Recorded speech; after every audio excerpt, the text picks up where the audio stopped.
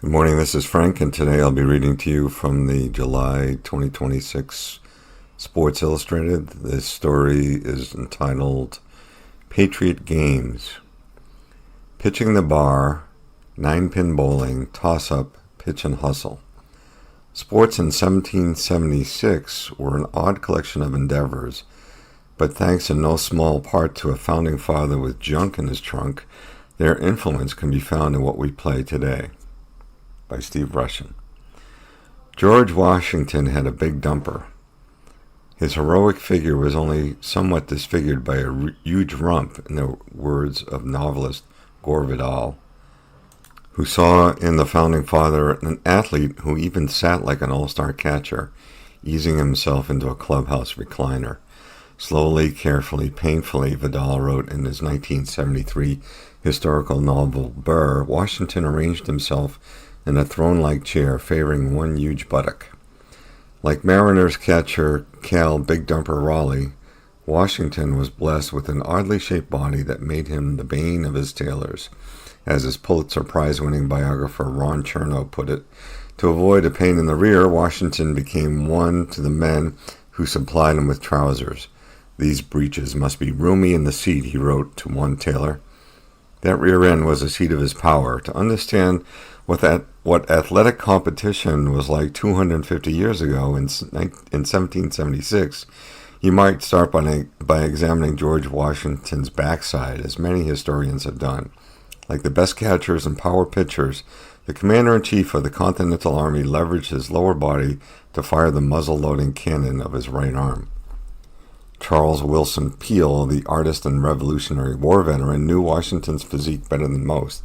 In his 1779 oil portrait of the general sold at auction for $21.3 million in 2006, it was Peale who recalled a day at Washington Estate in 1773 when the great man excelled at a sport combining javelin and shot put.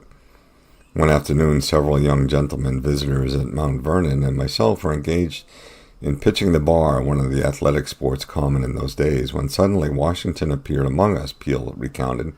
He requested to be shown the pegs that marked the bounds of our efforts, then, smiling and without putting off his coat, held out his hand for the missile. No sooner did the heavy iron bar feel the grasp of his mighty hand than it lost the power of gravitation and whizzed through the air, striking the ground far, very far beyond our utmost limits. We were indeed amazed as we stood around, all stripped to the buff, with shirt sleeves rolled up and having thought ourselves very clever fellows. New record set, Washington took his leave, but not before gently needling his vanquished competitors. When you beat my pitch, young gentlemen, he said, I'll try again. Washington was 6'2" and loath to talk trash to his fellow men, who were half a foot shorter than he on average. Among the Washington's earliest known handwriting samples was a widely circulated list, rules of civility and decent behavior, that he hand-copied as a teenager. These included the timeless precept, bedew no man's face with your spittle by approaching too near him when you speak. His own athletic prowess spoke for itself. If Washington's feats would be embellished and mythologized by others in the ensuing decades, that would only give him more in common with modern athletes who defy the power of gravitation. Washington didn't really throw a silver dollar across the Potomac, not least because the river is a mile wide at Mount Vernon, and silver dollars weren't minted until 1794, when he was 62 years old, but he did throw a piece of slate across the Rappahannock River in Virginia, according to his step-grandson, George Washington Parke Custis. That story was so often met with skepticism that in 1936, 9 years after retiring from a career that saw him win 417 games for the Washington Senators, 48-year-old Walter Johnson was roped into replicating the Rappahannock throw with a silver dollar near Washington's boyhood home in Fredericksburg, Virginia. The distance was measured as 372 feet. Johnson trained at home in Germantown, Maryland, by throwing a silver dollar against his barn door. Before the big day, the big train sent an ominous message through the press: arm getting stronger, barn door weaker. On February 22nd, the 204th anniversary of Washington's birth, Johnson cleared the river on the last two of his 3 attempts. In doing so, he bridged not just the Rappahannock, but also 2 eras of American history, both of which valued a big arm. Before the American Revolution, the colonies were largely beholden to English sports. Golf had literally been exported to the new continent. In 1743, a Charleston businessman named David Deas received the shipment of 96 clubs and 432 balls from Scotland. The same year, in England, Jack Bruton, who popularized the use of mufflers or gloves, established a few boundaries in the average sport of boxing, such as making it illegal to seize an opponent by the breeches. But no athletic skill was more prized or of greater use than horsemanship. On foot, Washington cut a strange figure, Gore Vidal still cooking. For a large, rather ungainly man, he had the hips, buttocks, and bosom of a woman. Washington could move with brutal swiftness. But astride one of his war horses, a half-Arabian named Blueskin, a chestnut gelding called Nelson, he was an equestrian statue come to life. He possessed strong but narrow shoulders and wide flaring hips with muscular thighs that made him a superb horseman, notes Chernow. Thomas Jefferson, in an 1814 letter, called Washington the best horseman of his age and the most graceful figure that could have been on horseback. This is high praise from Jefferson, who didn't believe that sports built good character or even good health. Games played with the ball and others of that nature are too violent for the body and stamp no character on the mind, Jefferson wrote in 1785, the same year that a racehorse named Magnolia was described in a Virginia newspaper as a thought by all who had seen him to be perfect. That Arabian stallion was owned by Washington, who liked to gamble on the ponies. He also hunted foxes. Sweetlips, Washington's beloved foxhound, was a kind of emotional support dog, accompanying Washington to the First Continental Congress in Philadelphia in 1774. There, delegates drafted the 14 Articles of Association, the 8th of which resolved that colonists bracing for war with England should forsake their many recreational pastimes. We will discountenance and discourage every species of extravagance and dissipation, especially all horse racing and all kinds of games, cockfighting, exhibitions of the shoes, plays, and other expensive diversions and entertainments. Washington so enjoyed horse racing that he called himself a consistent, persistent loser at the Maryland Jockey Club races in 1762, though he won money back at the card table. Washington's card game of choice was whist. It was not lost on him that in whist the king could be beaten by an ace. As the Revolutionary War began, it became clear that banning sports and gambling was not just a bad idea, but a futile one. Like the future country's future obsession, American football, the war occasioned hours of downtime. Many of the soldiers filled those hours with idle competitions of young men. On August 22nd, 1777, Abigail Adams, the future First Lady, wrote to her husband John, a Massachusetts delegate to the Continental Congress, "This continent has paid thousands to officers and men who have been loitering about, playing football on ninepins and doing their own private business while they ought to have been defending our forts, and we are now suffering for the neglect." Football and ninepins weren't the only athletic diversions for soldiers. Swimming offered the dual benefits of exercise and hygiene. Even so, Washington, in his general orders of August 22nd, 1775, had to put an end to soldiers parading about in the altogether. The general does not mean to discourage the practice of bathing while the weather is warm enough to continue it, Washington decreed, but he expressly forbids any person doing it or at near the bridge in Cambridge, where it has been observed and complained of that many men, lost to all sense of decency and common modesty, are running about naked upon the bridge, whilst passengers and even ladies of the first fashion in the neighborhood are passing over it as if they meant to glory in their shame. Even more debauched were the football and ninepins that Abigail Adams abhorred. Football in the 1770s was violent, gambled on, played for prize money, and contested over vast spaces. Goals could be any physical landmark spread as much as 3 miles apart, and matches between villages or teams might last for 4 hours.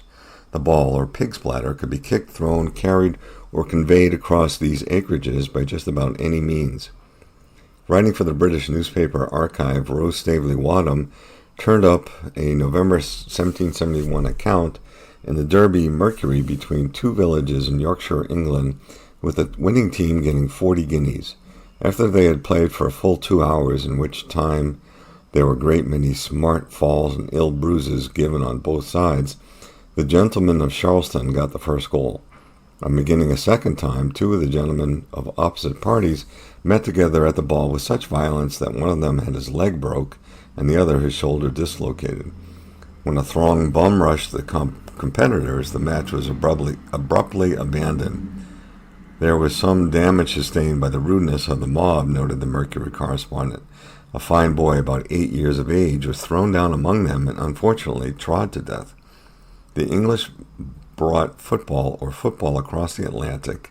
In a diary entry of November 8, 1775, a 20-year-old Connecticut teacher and militia member wrote of a typical day during the Revolutionary War. Cleaned my gun, played some football. Has a more American sentence fragment ever been written? Less than a year later, that young man, Nathan Hale, would be hanged as a spy by the British Army after saying, "I only regret that I have but one life to lose for my country." It's not strictly true to say that the Revolutionary War was fought over how best to convey a ball toward a goal, using only one's feet or head by carrying and throwing the ball, or by carrying and throwing the ball. Should that ball be perfectly round or an oblate spheroid? And what is the optimal part of the pig to be repurposed for recreational use? Pig's bladder or pig skin, football or American football. America would have no kings but draft kings. Then, as now, people enjoyed gambling on anything that moved. On October 3rd, 1775, 6 months after the shot heard round the world was fired at Concord, George Washington issued an order. Any officer, non-commissioned officer, or soldier who shall hereafter be detected playing at toss-up, pitch and hustle, or any other games of chance in or near the camp or villages bordering on the encampments shall without delay be confined and punished for disobedience of orders. The general does not mean by the above order to discourage sports of exercise and recreation. He only means to discountenance and punish gaming. Toss-up was gambling on the outcome of a coin flip. The Super Bowl coin flip remains the most popular prop bet and the most bet-upon game in American sports. Pitch and hustle was a variation of pitching pennies, the game Michael Jordan was still playing for money in the bowels of the United Center in Chicago more than 200 years later.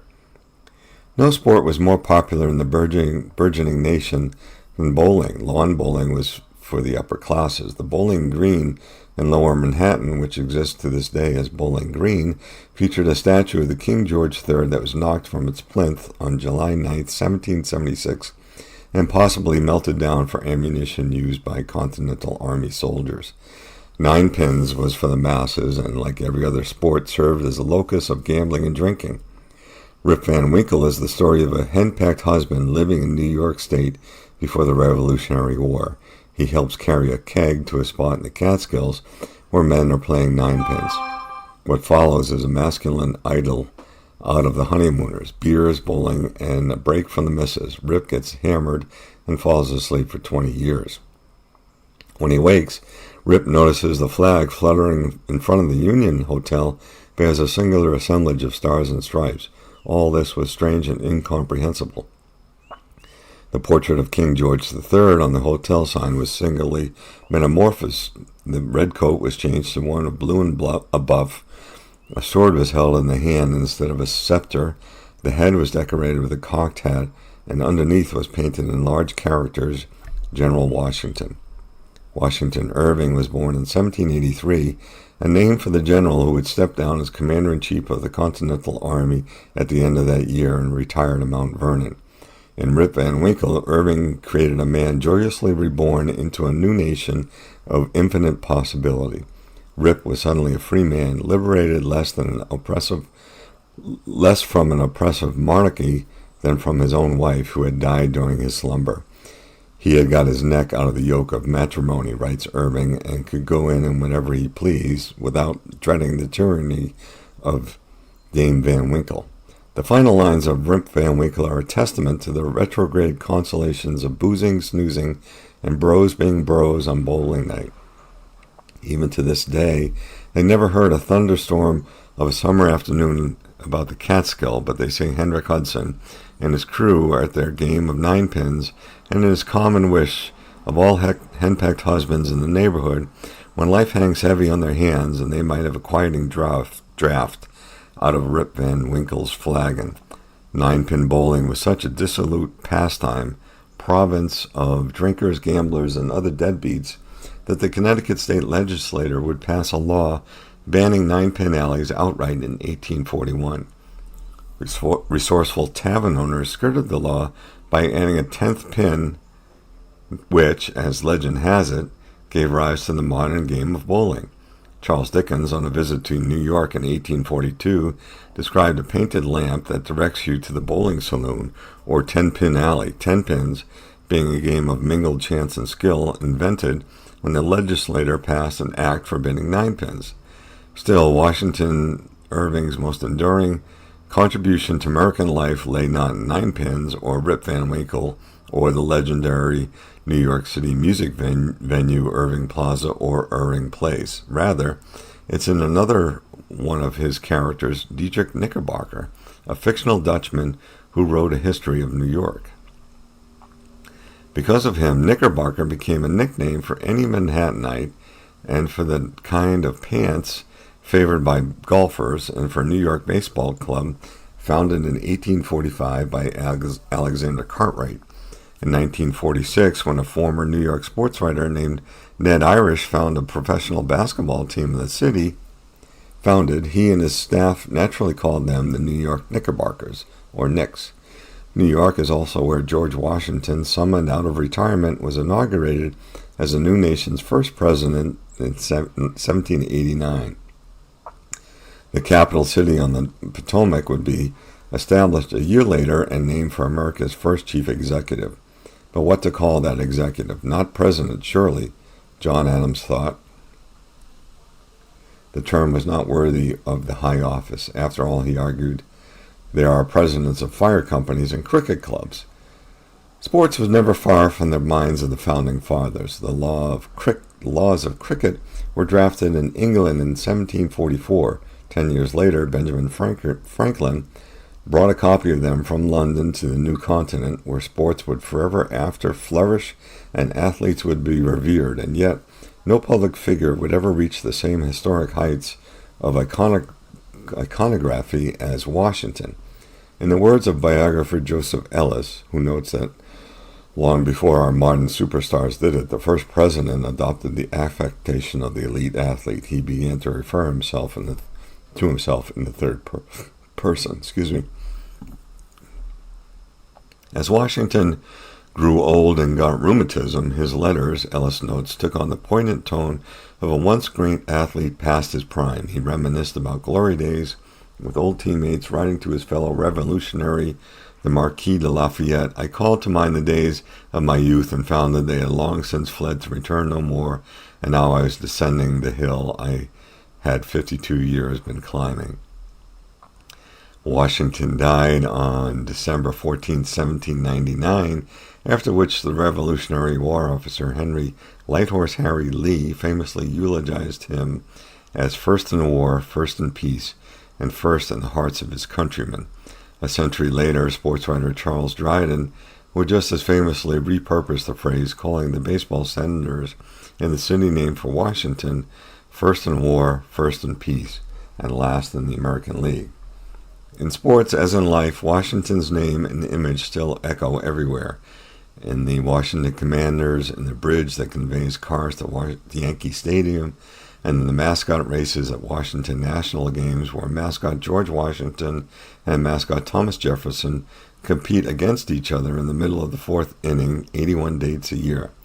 How wonderful that Jefferson, who disdained games played with the ball, lives on as an effigy with an oversized head that wobbles as he sprints for a beer-buzzed mob at the park. For that mob and all sports fans, the Revolutionary War still resounds. It's in the tricorn hat of the New England football mascot, Pat Patriot. It's in the endless crawl of team names on the ticker. Revolution, Liberty, 76ers. Yankee was a pejorative term for colonists who reclaimed the name and wore it with pride. Listen closely and you hear their voices still, echoing ever so faintly anytime the Yankees take on the Royals or the 76ers face down the Kings. The story is called Turning Up Heat. He's a 17-year-old Minecraft-loving knucklehead, his term, but Striker Pence can effortlessly throw 100 miles an hour. How much faster can the kid with baseball in his blood bring it? By Greg Bishop. His house sits at the end of a cul-de-sac, one among thousands forming the Inland Empire's ocean and suburbia. The big bus is parked out front, gassed up for another tournament. The fruit, bananas, loquats, Granny Smith and golden apples, peaches, apricots, figs, guava, and mulberries grown out back. This is the home to the Pence family, 2 parents, 5 children, ages 10 to 18, 3 dogs, and 1 unicorn. He sleeps upstairs, hogs the cereal, quotes Napoleon Dynamite, and prefers his chocolate milk by the barrel. On a random Tuesday in mid-April, the 90-inch television is paused on 90 Day Fiancé. The house fills, the hubbub amplifies. Spring means baseball games and water polo practices and doctor visits and school days, and no, you can't go to Coachella. Vroom, vroom, vroom. On this day, as on most days, everyone spills outside. Years ago, Allison Pence surprised her husband Howie, a retired professional pitcher, with a backyard baseball wonderland. He had taken their oldest son, Striker, to a tournament. She had the batting cage constructed in their absence. With these boys and their friends, Howie is already in his 5th net. He guesses that the creaky pitching machine delivered its hardest throws at 95 miles an hour. Striker can handle those. He's an ace pitcher and slugger. Still a sophomore, turned 17 on March 23rd, he already throws harder than that machine. Meet Striker Pence, the unicorn. Hurlers envy his name, not to mention his arm. Striker clocked 92 miles an hour at age 14. After another birthday, he hit 97. In his first high school appearance at 16, he registered 100 miles an hour on 8 straight pitches and triple digits 10 times in that one inning. And last October, Striker joined the 101 mile per hour club. He is, his father said, still learning how to pitch. These throws went viral, each spreading wider, farther, lightning social media ablaze. This morphed the kid into a real-life Sid Finch. The secret cannot be kept much longer. That Striker throws harder than just about any 17-year-old ever. That's not his secret. This is. Throwing hard is part of the job description. Throwing harder has never been the point. Before the Pences raised pro ball players, they didn't follow the sport at all. Striker's grandfather grew up in southern Minnesota, performing odd jobs on nearby farms. Howie Pence would move to Texas, join the cattle industry, and create his distinct brand of livestock. He met his second wife, Gail, there. Each had a daughter from a previous marriage, and Gail soon gave birth again, another girl and a house full of women. 2 boys, Howie Jr. and Hunter, changed their family's dynamic. A neighbor asked one question: did they want to try this sport he loved called baseball? Soon the HP brothers decided on the only plan either ever had. Their father started watching every Rangers game. He chauffeured the boys to private coaching, elite teams, and tournaments. Howie played third base or right field. Hunter always said Howie hit better early on, but coaches sized up the hard thrower and decided that how well Howie slugged no longer mattered. Been that way forever, he says. Howie earned his coach's respect with availability as much as ability, but no one counted pitches. Sometimes Howie appeared 3 times in different games in one day. In college at Sam Houston State, he tore his right UCL, forcing Tommy John surgery. One doctor told Howie that his elbow was already 90% scar tissue. He'd likely torn it years earlier. Howie spent 2003 to 6 in the Padres organization, but never advanced beyond high A. He bounced around the minors and independent ball, the team names as striking as those of his future children: Fort Wayne Wizards, Lake Elsinore Storm, Winnipeg Goldeyes. The scar snakes across Howie's right elbow, presenting painful daily proof of the exact calculus he wants Striker to avoid: pitching too much, throwing too hard, too often. They didn't know better than Howie said it was reckless. Howie says this as he, Striker, and Striker's agent, Matt Hannaford, drive to a recovery session with the Padres' former longtime trainer, Paul Navarro. Howie pauses, face pointed out the window for 15 seconds, and then resumes. "I'm happy how my life turned out," he says. "Sure, everything happens for a reason," Howie continues. He gestures at Striker in the seat behind him, "save this guy from getting hurt." The baseball lab basks in South Florida sunshine and anonymity intact. No address, no signs. It does have branding, but it's branding, no branding. Some of the baseball's best players decamp there every off-season. Some 30 pitchers, lifting weights, fortifying arms, increasing pliability, testing out new ideas, assessing their sleep positions, diagnosing allergies, exploring cognitive issues, and tweaking their routines in advance of another season. It's a secret society of Pitchers Lab, founder Derek Groomer says. "We're not trying to blow up." Groomer's path to non-villainous keeper of baseball lair began in medical school until he decided to play pro tennis. Then the Mets hired him to create a sports science department in 2019. The last one stuck. Groomer would bolster similar departments for the baseball programs at Georgia and LSU. In 2023, the Tigers won a College World Series title behind Paul Skeens, now the reigning National League Cy Young winner and Pirates ace. The lab is their creation, and it owes to trust between them, health, Skeens, and biometric expertise. Groomer. Striker joined their secret society last fall.